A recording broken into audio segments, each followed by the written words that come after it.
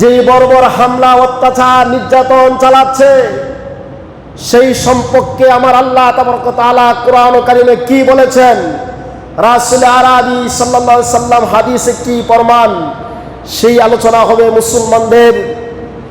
মুসলমানদের প্রথম কিবলা ছিল মসজিদুল আকসা। পৃথিবীর প্রথম যেটা হলো মুসলমানদের একটা আবেগের জায়গা, যে জায়গায় আল্লাহ তাআলা একজন নয়, দুইজন নয়, অসংখ্য নবী আলাইহিস সালাতু ওয়াস সালামকে সেখানে প্রেরণ করেছেন। সুবহানাল্লাহ বলেন। আজকে সেই মুসলমানদের ন্যায্য অধিকার কাফেররা ছিনিয়ে নিচ্ছে, পাখির মতো গুলি করে হত্যা করা হচ্ছে, মুসলমান সন্তানদেরকে ধরে নিয়ে যাচ্ছে এবং তারা নির্মমভাবে হত্যা করছে। সেই ইহুদি জাতি, সেই বর্বর জাতি, ইতিহাসের পাতায় যাদেরকে বিশৃঙ্খলা, ফিতনা, ফাসাদকারী জাতি হিসেবে চিহ্নিত করা হয়েছে, অভিশপ্ত জাতি হিসেবে যাদেরকে বলা হয়েছে হাদিসে, সেই জাতি দীর্ঘ নতুন নয়, আগে থেকেই এরা মুসলমানদের চরম শত্রু, বর্তমানও আছে, কিয়ামত পর্যন্ত থাকবে। সেই আলোচনা হবে। ভাইয়ারা আমার, আপনাদের কাছে উদাত্ত আহ্বান জানাবো, আমরা কোরআন এবং হাদিসের আলোচনাগুলো শুনব এবং সেটা নিয়ে আমাদের ভিতরে ঈমানের স্পিরিট তৈরি করব। এবং যখনই রাজপথে আন্দোলনের ডাক দেওয়া হয়, তখনই মুসলমান রাজপথে ঝাঁপিয়ে পড়বে। আজকে শুধু বাংলাদেশ নয়, গোটা বিশ্বে মুসলমান তাকিয়ে আছে। মুসলমানদেরকে নির্মমভাবে হত্যা করা হচ্ছে। মুসলমান ঘরে বসে বসে দুধ কলা খায়। ভাইয়ারা আমার, ইহুদি জাতি এক একটি দেশকে ধরতেছে আর ধ্বংস করতেছে। এরা টার্গেট লাস্ট পর্যন্ত বাংলাদেশকেও ধরবে, ছাড়বে না। এই জন্য মুসলিম হিসাবে আমাদের ঐক্যবদ্ধভাবে কাজ করতে হবে। মুসলমানের মধ্যে দ্বন্দ্ব বিধা ভুলে দিয়ে, আমাদের মুসলমানদের ভিতরে নিজেরা হিংসা বিদ্বেষ ছেড়ে দিয়ে কে কুন্দল করেন সেটা দেখার বিষয় নয়। বাস্তবে আমার পরিচয় একটা, আমি হলাম মুসলিম জাতি। কি বলেন, ঠিক কিনা? ভাইয়ারা আমার, সেই ইতিহাস শুনুন। আমার আল্লাহ তাআলা সেই মসজিদুল আকসা, সেই মসজিদ থেকে আমার নবী মুহাম্মদুর রাসূলুল্লাহ সাল্লাল্লাহু আলাইহি সাল্লামকে সেখান থেকে মেরাজ করায়ছেন, নৈশকালে রাত্রিকালে ভ্রমণ করায়ছেন। সেই পবিত্র ভূমিকে আজকে রক্তাক্ত করে দেওয়া হচ্ছে। মুসলমান, তোমাদের এখনো কি হুঁশ হয় নাই? এখনো উচিত তোমাদের দাঁত ভাঙ্গা জবাব দেওয়া।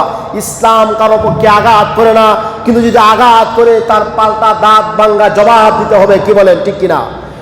ভাইয়ারা আমার, আল্লাহ তাবারক ওয়া তাআলা সূরাতু বনী ইসরাঈল আল্লাহ ঘোষণা করেন, সুবহানাল্লাযী আসরা বিআবদিহি লাইলাম মিনাল মসজিদিল হারামি ইলাল মসজিদিল আকসা।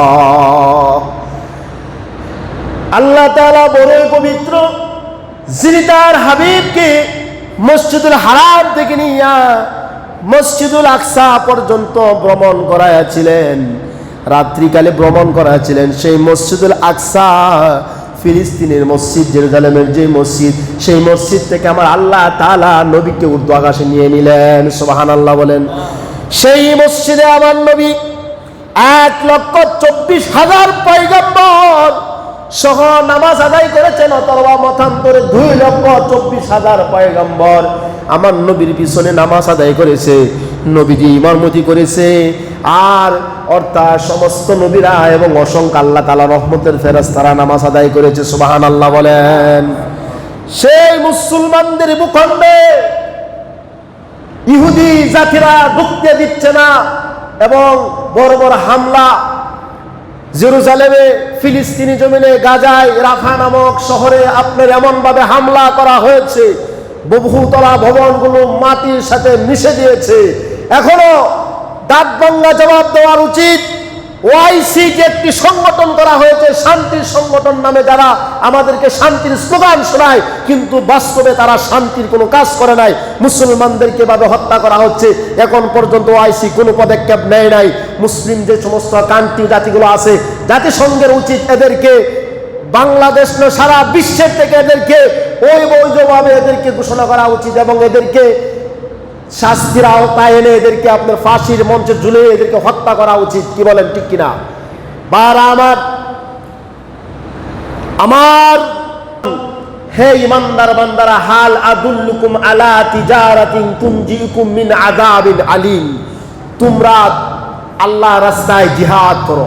জিহাদ কি মুসলমানে জিহাদ করতে বলা হয়েছে?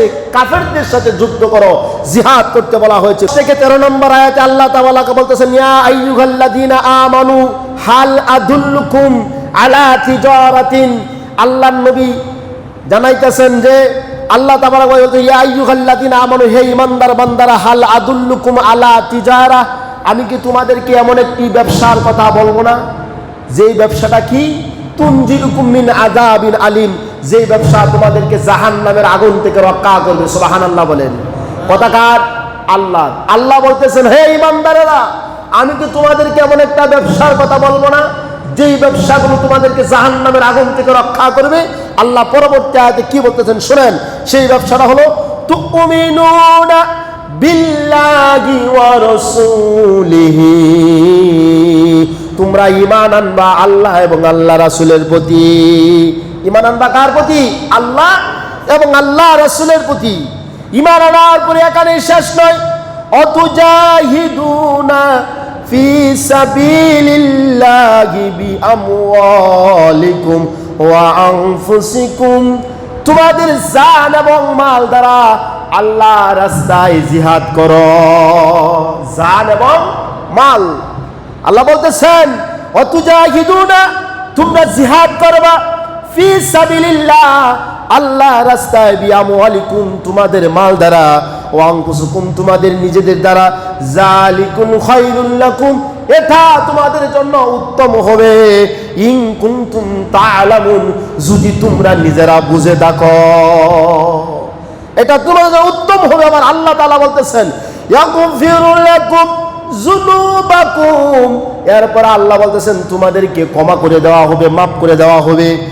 ওয়া ইদখিলুকুম জান্নাতিন তাজরি মিন তাহতিহাল আনহার, এবং তোমাদেরকে আল্লাহ তাআলা জান্নাতে প্রবেশ করাবেন। সুবহানাল্লাহ বলেন। মাসাকিন তাইয়িবাতান, সেটা হলো পবিত্র স্থান, আবাসস্থল, ফি জান্নাতিন আদিনিন, সেই জান্নাতে রয়েছে, জালিকা ফাউজুল আযীম, এটা তোমাদের জন্য মহা সাফল্য। বলেন না সুবহানাল্লাহ। প্রিয় ভাইরা আমার, আল্লাহ রাব্বুল আলামিন জিহাদ করার জন্য বলে দিয়েছেন। একদল মানুষ জিহাদের কথাই শুনলে তারা ভয় পেয়ে যায়, এবং আমাদেরকে মানুষরাই, এই মুসলমানদেরকে তারা আটকায়ে দেয় জঙ্গি বলে। বলে নাউজুবিল্লাহ বলেন। জঙ্গির একটা শব্দ হলো ফাইটার, যোদ্ধা, যুদ্ধ করা। তা আল্লাহ বলছেন জিহাদ করার জন্য কিয়ামত পর্যন্ত একটা জাতি জিহাদের জন্য থাকবে, আল্লাহ রাস্তায় জিহাদ করবে, তাদের জান এবং মাল দিয়ে আল্লাহ রাস্তায় ঝাঁপায়া পড়বে। মুসলমানে জিহাদ করার জন্য বলা হয় নাই, মারামারি করার জন্য বলা হয় নাই, কাটাকাটি করার জন্য বলা হয় নাই। আমরা তো আমাদের অবস্থা এমন হয়েছে, শেয়ার দখল করার জন্য এক মুসলমান আরেক মুসলমানরে মারি। মূলত কথা ছিল মুসলমান কাফেরদের সাথে যুদ্ধ করবে, মুসলমান বিধর্মীদের সাথে যুদ্ধ করবে, আর আমরা নিজেদের শেয়ার দখল করার জন্য বায়া বায়া রক্তারক্তি করি, বায়া বায়া হিংসা বিদ্বেষ ছড়িয়ে পড়ি। কি হচ্ছে কিনা? আমাদের দেশে আমরা একটি শেয়ার নেওয়ার জন্য, ক্ষমতার আসনে মস্তনে বসার জন্য আমরা মুসলমানরা মারামারির জন্য পাগল হয়ে যাচ্ছি, নিজেরা মারামারি করতেছি, আর ওই দিক থেকে কাফেররা এক একটি রাষ্ট্র ধরতেছে আর মারতেছে। ভাইয়েরা আমার, মুসলমান সন্তানদেরকে পাখির মতো গুলি করে হত্যা করা হচ্ছে, আর আমরা তাকায় তাকায় তামসাগুলো দেখতেছি। ভাইয়েরা আমার, আজকে তাম মুসলমানদের জন্য একটা ভয়, দুঃখের বিষয় যে আমার ভাইকে হত্যা করা হচ্ছে। আল মুসলিম আখুল মুসলিম, এক মুসলমান আরেক মুসলমানের ভাই, লা ইয়াজলিমুহু ওয়ালা ইসলিমুহু, তাকে আপনার শত্রুর হাতে পদস্থ করতে পারে না, সুপোত করতে পারে না এবং তাকে আপনার শত্রুর হাতে কি করতে পারে না, জেলে দিতে পারে না, তাকে অত্যাচার করতে পারে, নির্যাতন করতে পারে না। মুসলমানের বৈশিষ্ট্য থাকবে ভাইরা আমার। পৃথিবীর কোন প্রান্তে যদি মুসলমান আঘাত লাগে, বুঝতে হবে আমার শরীরে আঘাত লেগেছে, মুসলমান আয়না স্বরূপ, মুসলমান আয়না স্বরূপ। মুসলমান একটা দেওয়ালের মতো,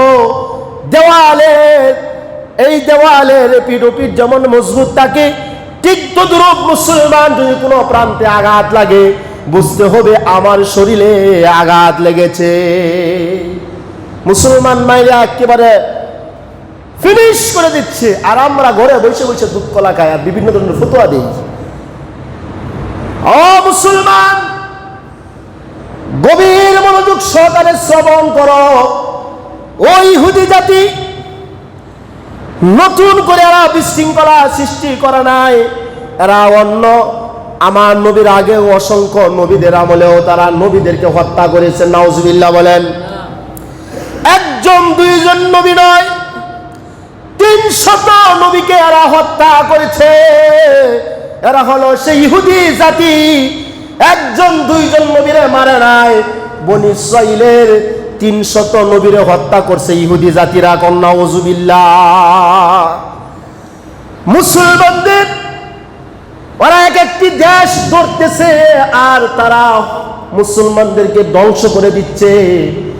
কিয়ামত পর্যন্ত আমার নবীজি ঘোষণা করলেন, একটা সুসংবাদ হলো, যতক্ষণ পর্যন্ত না কোনো মুসলমান, আমার নবীজি বললেন এমন একটা জাতি সত্যের পথে থাকবে, সত্যের পথে অটল থাকবে, সত্যের তারা স্লোগান দিবে, কিয়ামত পর্যন্ত ওই জাতিরা সত্যের পথ থাকবে। তাদেরকে কখনো কোনো আপনার কোনো কিছু পরাস্ত করতে পারবে না, একমাত্র আল্লাহ তাআলার অর্থাৎ সেই মুসিবত ছাড়াকে আল্লাহ রাব্বুল আলামিনের সেই জাতিকে, যেই জাতিরা সত্যের প্রতি অটল থাকবে, সত্যের স্লোগান দিবে, সত্যের প্রতি থেকে যারা থাকবে, তাদেরকে একমাত্র দুর্ভিক্ষ ছাড়া কখনোই তাদেরকে পিছপা হতে দেখবে না। সুবহানাল্লাহ। এরা কিয়ামত পর্যন্ত এর আন্দোলন চালায়া যাবে, আন্দোলনের কাজ করে যাবে। ও আমার ভাইয়েরা, সাহাবায়ে কেরাম বললেন, ইয়া রাসূলুল্লাহ, ইয়া হাবিবাল্লাহ, এই জাতিটা কোথায় থাকবে? আল্লাহর নবী বলতেছেন, এটা মসজিদুল আকসার আশেপাশে অবস্থান করবে। সুবহানাল্লাহ বলেন। কিয়ামত পর্যন্ত সত্যের পথে অটল থেকে ওই জাতি জিহাদ করবে, অংশগ্রহণ করবে, জান এবং মাল দ্বারা জিহাদ করতে হবে। আমার ভাইয়ারা আমার, আমাদের উচিত, আমাদের বাংলাদেশে যদি এই সিস্টেম করে দেওয়া হয়, মুসলমানদেরকে যদি বিশাল ব্যবস্থা করে দেওয়া হয়, প্রত্যেকটা ঘর থেকেই মুসলমান জান দেওয়ার জন্য প্রস্তুত থাকবে। কি বলেন, ঠিক কিনা? কারণ হলো এই ফিলিস্তিনের ভূখণ্ড, এটা মুসলমানদের ভূখণ্ড, এইটা কখনো ইসরায়েলের তাদের হতে পারে না, মানচিত্রেও তাদের নাই। এই জাতি বা এত বড় বড় জাতি, এত অভিশপ্ত জাতি, হিটলার অনেকগুলো ইহুদিকে হত্যা করার পরে শেষ পর্যায়ে 60 লক্ষ ইহুদিকে আপনার হত্যা করলো। এমন কিছু ইহুদিকে রেখে গেল আর বলল, আমি এতগুলো ইহুদিকে হত্যা করলাম, সামান্য কিছু রেখে গেলাম, তামাম পৃথিবীর মানুষ শিক্ষা গ্রহণ করবে, দেখবে এরা কত বড় খারাপ জাতি ছিল, এরা কত বড় খারাপ জাতি ছিল। আজকের আগামীকালকের খবর পর্যন্ত রাষ্ট্রীয়ভাবে সেই সংবাদ সম্মেলনের মাধ্যমে জানা যায়, গাজায় হামলায় আপনার 61,700 মুসলমান নিহত হয়েছে এবং আরো অসংখ্য হাজার হাজার আপনার মানুষ ধ্বংসস্তূপের নিচে আপনার নিহত আছে। 1,15,878 জন মানুষ এখনো আপনার আহত আছে। এটাই বর্তমানের রিপোর্ট, আগামীকালকে পর্যন্ত রিপোর্ট। 1,15,878 মানুষ আপনার ঘর বাড়ি ছাড়া এবং আহত অবস্থায় আছে, আর নিহত হয়েছে প্রায় 60,700 পর্যন্ত। এই আপনার এই একটা সংবাদ জানানো হচ্ছে। আরো যে কত মানুষের লাশ বাহির করা হচ্ছে, দেখেন আমরা কেমন জাতি? মুসলমানরা তাক লাগায় তাকিয়ে থাকছে একটা প্রাণী কুকুর শিশুকে উদ্ধার করে, একটা কুকুর শিশুকে উদ্ধার করে। দেখছেন না অনেকগুলো ভিডিওতে, ইউটিউবে দেখেন নাই, ফেসবুকে দেখেন নাই? কুকুর সে বুঝতে পারছে, যদিও তার মনুষ্যত্ব জ্ঞান নাই, যদিও সে আপনার নিকৃষ্ট প্রাণী, কিন্তু মানুষ যে উৎকৃষ্ট প্রাণী, আশরাফুল মাখলুকাত, শিশুগুলা কাঁদতেছে আর তাদেরকে উদ্ধার করে কুকুর নিয়ে যাচ্ছে। আমার আল্লাহ তাবারক ওয়া তাআলা এই কুকুরকে সেটা বোঝায় তামাম মুসলমানদেরকে বুঝিয়ে দিচ্ছে যে মুসলমান দেখো একটা প্রাণী হয়ে একটা মানুষকে উদ্ধার করছে, আর তুমি মানুষ হইয়া খালি তাকায়া তাকায় খালি দেখো, এখনো কিছুই করতে পারছো না। ভাইরা আমার, রাসূলুল্লাহ সাল্লাল্লাহু আলাইহি ওয়াসাল্লাম বলেছেন তখন পর্যন্ত কিয়ামত হবে না যতক্ষণ পর্যন্ত না মুসলমানেরা ইহুদিদের সাথে যুদ্ধ না করবে, ততক্ষণ পর্যন্ত কিয়ামত হবে না। এই ফিলিস্তিনের জমিনে মুসলমানরা বিজয় লাভ করবে। আমার নবীজির হাদিস 7775 নম্বর হাদিসে বলা হয়েছে, আমার নবীজি এরকম বলে দিয়েছেন, ততক্ষণ পর্যন্ত কিয়ামত হবে না যতক্ষণ পর্যন্ত না মুসলমানেরা ইহুদিদেরকে হত্যা করবে, যুদ্ধ করবে। আর যখন যুদ্ধ করতে শুরু করে দিবে, ইহুদিরা তখন পাথরের আড়ালে, গাছের আড়ালে তারা পলায়ন করতে থাকবে, আত্মসমর্পণ করবে, এবং গাছগুলো বলবে, ও মুসলমান, ও ইমানদার, ও আল্লাহর বান্দারা, এই দেখো আমার পিছনে ইহুদি পলায় আছে। রাসূলুল্লাহর হাদিস। পাথরগুলো বলবে, এই দেখো আমার পিছনে ইহুদি পলায় আছে। গাছে বলবে, এই দেখো আমার পিছনে ইহুদিরা আছে, এরে ধরো, দইরা হত্যা করো। সুবহানাল্লাহ বলেন। বলবে যে এরা ধরে হত্যা করো। কিন্তু একটি গাছ, যে গাছটার নাম হলো গারকাত গাছ, ওই গাছটা বলবে না, কারণ এই গাছটা ছিল ইহুদিদের গাছ। ভাইয়ার আমার, এই হাদিসটা আসছে ভাবে, গাছগুলো, পাথরগুলো বলতে থাকবে যে আমার পিছনে ইহুদি পলাইছে, ওরে দইরা হত্যা করো। এর আগ পর্যন্ত কিয়ামত হবে না। মুসলমান ইহুদিদের সাথে যুদ্ধ করবে, মুসলমান বিজয় লাভ করবে, এরপরে কিয়ামত কাছে সন্নিকটে চলে আসবে। এখন আমার উচিত, আপনার আমার ইমানি দায়িত্ব হলো রাজপথে আন্দোলন করে জাতিসংঘকে দেখা দিতে হবে বিশ্বে মুসলিম এখন আলাদা হয় নাই, একসাথে আমরা আছি, থাকবো কিয়ামত পর্যন্ত, তোমাদেরকে দাঁত ভাঙার জবাব দিয়ে দিব আমরা। কি বলেন, ঠিক কিনা?